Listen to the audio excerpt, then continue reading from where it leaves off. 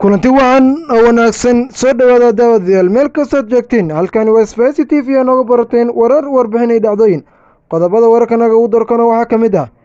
ra-iisul wasaare xamse cabdi barre oo magacaabis ku bilaabay la taliyaasha ama agaasimayaasha ra-iisul wasaaraha uu ku leeyahay dowladda Soomaaliya sidoo kale madaxweyne xasan sheekh maxamuud oo u ambabaxay safarkiisa dibadeed ee Turki sidoo kale waxaan ku eegi doonaa madaxweyne ku-xigeenka Jubbaland Maxamuud Sayid oo Baaris ku sameeyay xasuuqii ciidanka ka geysteen tuulada Qudus qodobadaas iyo qodobo kale ayaan ku faafahin doona gooni oo si qoto dheer oo la socdo arrimahaas gooni soo dhawow muxuu yahay safarka madaxweynaha uu ku ambabaxay uu ku aaday dibadda Turki oo markii labaad safarkiisa uu ka dhigay maxay sababay inuu madaxweynaha uu ahayd inuu safarka maalin hore sidii fila Soomaaliya sheegtay inuu ku soo hormari doono Kenya ay noqon doonto safarka labaad oo arintay loo fasaxay laaqaadka uu ka hadli rabay laakiin hadda ay ku bedelay uu ku hormaray Turki maxaa sababay arintaas yaxya aad u mahadsan tahay ninka la yiraahdo madaxweynaha Soomaaliya Xasan Sheekh Maxamuud wuxuu safarkiisa labaad ka dhigay inuu tago magaalada Ankara ee wadanka Turkiga wuxuuna casuumad rasmi ah ka helay madaxweynaha wadankaasi Rajab Tayyip Erdogan waana madaxweyne ay aad saaxiibo u yihiin wadanka markuu joogo 4 sano hore oo Xasan Maxamuud madaxweyne ahaa intaas maxaa Cabdullaahi Farmaajo soo gelin waxay saaxiib dhow ahaayeen wadankaasi ninka la yiraahdo Rajab Tayyip Erdogan iyo Xasan Maxamuud saaxiibo isku fog ay ahaayeen dowladda Turkigana markay shaqada ka bilaabaysa Soomaaliya ninkii shirkadda Sky Airport ku wareejiyay iyo maxaa la dekada Soomaaliya ninka ku wareejiyay magaalada Muqdisho ayuu ahaa marka ninkaas mar walba waa saaxiib dheer ayay ahaayeen marka uu kama dhigi karo qofka labaad oo maxaa la yiraahdaa wacadi qofka labaad oo asaga wadanka labaad oo booqan doona ayuu ka dhigay waxba dhibaatana kuma qabiyo marka wuxuu sameyn doonaa markuu safarkaas soo dhameystay iyo wada hadallada soo dhameystay kabacdi ay wuxuu ku laaban doonaa isheegeen wadanka Kenya wada hadallada halkaas ayayna ka bilaaban doonaan laakiin hadda wuxuu aad u la shaqeyn doonaa wada hadal iyo wax wada qabsi iyo xiriirka diblomaasiyadeed ee ka dhaxeeya Turkiga iyo Soomaaliya ayuu wuxuu rabaa inuu dib u qaado dib kor ugu soo qaado marka taas ayaa hadda la wanaajinaa inkastoo la leeyahay dowladda Maxamed Abdullaahi Farmaajona Turkiga saaxiib ay leeyahay waa walaal Soomaaliyeed ay leeyahay Turkiga dowlad walba imaadana aad iyo aad ay ula shaqeeyaan yaxya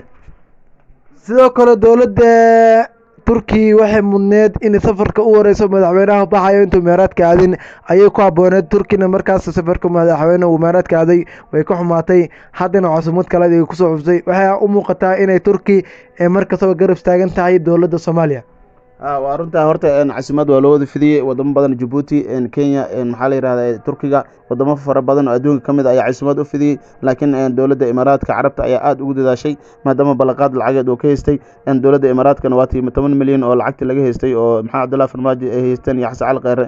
dib loo fasaxay ay dib ugu celisay 10 milyan oo dollar ahayd wax yar dhiman marka xiriir fara badan ayaa halkaas ka dhaxeeyay waxaana loo ballan qaaday 20 milyan oo dollar oo kaleeto oo lagu bixin doono abaaraha Soomaaliya marka lacagtaas ballanqaadka maadaama uu haystay wuu aadi waayay Turkiga wayna u suuragali weysay laakiin wuxuu hadda aaday wadanka labaad ayuu ka dhigay Turkiga haddana wada hadallada halkaas ay ku yeelan doonaan hadda wararka naga soo gaaraya Turkiga inuu madaxweynaha halkaas gaaray in wada hadallada intoosan yeelan siina ka bacdi wada hadallo la yeelan doono Rajab Tayyip Erdogan face to face ku arki doonaan marka labaad inuu la kulmi doono jaaliyada wadankaasi Soomaaliyeed ayuu halkaas khudbad ka horjeedin doonaa insha Allah halkaas ayay ku dhamaan doontaa ninka la yiraahdo Yaxya sidoo kale waxaa maanta magacaabistiisa u horeysa bilaabay ra-iisul wasaaraha cusub ee dalka Soomaaliya Xamse Cabdi Barre arintaas oo maanta magacaabistiisa u hor bilaabay maxaa ka eegtay taas yaxya horta marka hore waa maasan tahay agaasimaha maanta madaxweynaha ra-iisul wasaaraha Soomaaliya ninka la yiraahdo Xamse Cabdi Barre wuxuu magacaabay rag agaasimayaal ah iyo rag fara badan oo la shaqeyn doono waxaana ugu horeeya Farxaan ninka la yiraahdo Maxamed Jimcaale oo loo magacaabay afhayeenka ra-iisul wasaaraha agaasimaha warshadeynta iyo xiriirka bulshada ayaa loo magacaabay waxaa kaloo qofka labaad la magacaabay Cabdullaahi Shariif Cabdi ayaa loo magacaabay agaasimaha maamuuska xafiiska ra-iisul wasaaraha waxaa kaloo asagana la magacaabay Haashim Maxamed Cali oo loo magacaabay agaasimaha maamulka iyo maaliyadda xafiiska ra-iisul wasaaraha waxaa kaloo la magacaabay Cali Cabdi Waare oo loo magacaabay la taliyaha arrimaha dib u heshiisiinta ra-iisul wasaaraha waxaa kaloo asagana la magacaabay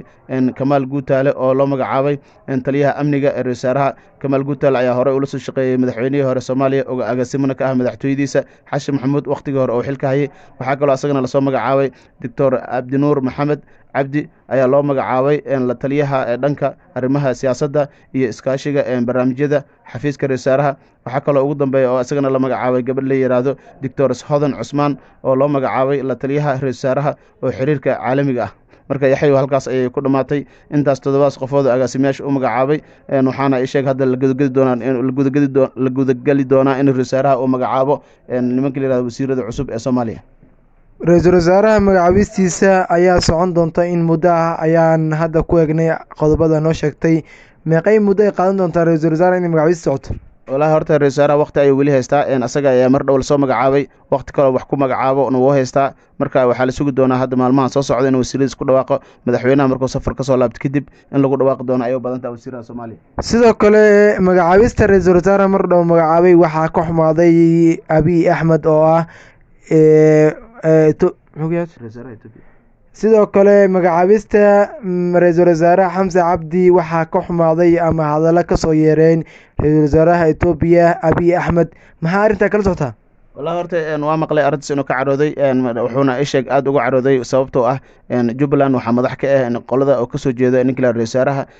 maxaa la yiraahdaa galanka shanaad waxaa madaxweyne ka ah ninka la yiraahdo Cagjar oo isku reer yihiin wax dhamaantooda marka wuxuu aad uga xumaay maadaama maxaa Cabdullaahi Farmaajo ay saaxiib ahaayeen in wixii dhan hal qoys ay wada qaataan marka aad ay uga dhidhiyay arrintaas uuna ka carooday wayna uu hirgeli wayna uu cunto weysay laakiin ugu dambeyn hadda wuxuu ka qaban karaa malahan Jubbaland madaxweyne ka Axmed Maxamed Salaam Madoobe iyo Xamse Cabdi Barre iyo Cagjar oo saddexdooda isku reer ah oo meel walba ay ka wada taliyaan ayuu ka xumaaday maadaama maxaa Cabdullaahi Farmaajo asaga saaxiib dhow oo la ahaa taas ayaa uu cunto weysay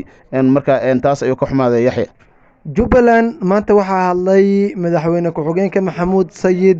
oo ka soo jeedo gobolka Gado ayaa maanta ka dhidhiyey arrintii duqeyntii ee Kenya ku waday eeriyada ama Jubbaland dhexdeeda ayuu maanta yiri waxaan baaris ku wadnaa ciidanka ka sameeyey minaha duqeyntaas ama dilalkaas ka sameeyey dalka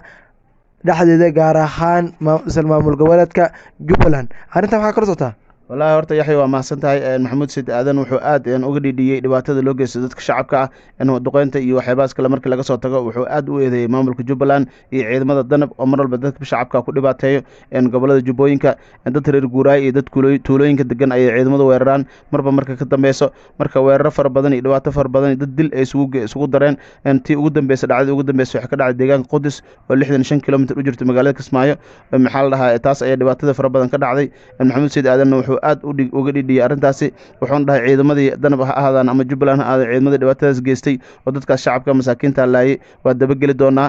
meel ayaana saari doonaa ilaa cadaaladda iyo meel walba inala gashana waa ugu daba tegi doonaa wuxuuna sheegay aad inuu u baari doono arrintaas uu sheeg sharciyan mid waafaqsan diinta islaamka iyo mid walbaba ma ahin waana ka daba tegi doonaa go'aan cad ayaana ka qaadan doonaa ayuu yiri Yaxya.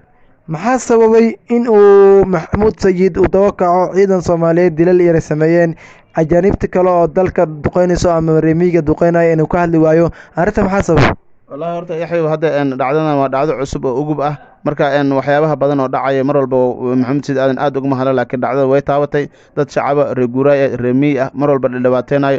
dadka la dilaayo oo macandar lagu dilaayo waxyaabahaas ayuu ka xumaaday maamulka Jubbaland maadaama aan ka tirsanahay wuxuu dhahay arrintaas baaritaan adag ayaan ka sameyn doonaa ugu dambeynna go'aan ayaan ka soo saari doonaa dad dhibaateysan oo dhimasho iyo dhaawac loo geysto maalin walba ayaa dhaco taas ayaan wuxuu dhahay culayska nagu keentay laakiin ugu dambeyn wuxuu dhahay waa in aan go'aan ka gaarnaa baaritaan rasmi aan ku sameynaa. arrinta madaxweynaha ee habooneed inuu ka hadlo maxaa keenay madaxweyne ku-xigeenka inuu ka hadlo. والله horta madaxweynaha maadaama uu ka aamusay hadda madaxweyne ku-xigeenka ayaa go'aan qaatay dadka la laayo dhibaatada loo geystan madaxweyne ku-xigeenka ay isku reer yihiin marka saas darteeda madaxweyne ku-xigeenka waa inuu ka hadlaa madaxweynahan waa inuu gaarsiiyaa wixii dhibaato ma iska jiro shacabka lagu dhibaateynana waa in laga hortagaa Yaxya. sidoo kale waxaa warar naga soo gaaraya South Africa in lagu dilay maamo iyo caruurteeda uuna ka hadlay nin ka tirsan maamulkaas ama Afrikadaas ku nool uu ka hadlay arrinta dilka sida u dhaceen maxaa kala soo taas. والله horta dhacdadaas waa hadda dhacdo shalay iyo daraad dhacday maaha waa dhacdo mar hore dhacday laakiin waxa ka sheekeeyay nin jaaliyada Soomaaliyeed wax ka xubin ka ah oo dadka ugu firfircoon ah marka wuxuu sheegay in hooyo Soomaaliyeed ay u soo dhaceen saq dhexe oo habeenimo niman Afrikaan ah kadibna ayadii ay kufsadeen 3 caruur ay dhashay iyo ayadina ay qoorta ka wada jireen ay wada dileen marka wuxuu dhahay arrintaas arrin dhibaato iyagu naxdinta badneed ay wadanka South Africa intaan joogay ayay ahayd marka hooyadaas mar hore ayay dhimatay Ilaahay u naxariisto caruurteedana waa iska qeyr dad gacanka xaq daran ayaana dishay marka wadankaas dhibaatada ku jirto ayuu ka mid tahay uu sheegay ugu dambeyn dhibaatadaas ayaa meesha ka dhacdo waana guul ayaana laga gaaraya insha Allah in la soo qabto dadkaasna cadaaladda la soo hortaagi doono ayaan u maleynaa ma ninka la yiraahdo Yaxya. daawadayaal waa mahadsantiin meel kastoo joogtiin intaan barnaamijkan barnaamij lamid ah ku kulmi doono sidaas iyo nabadgelyo.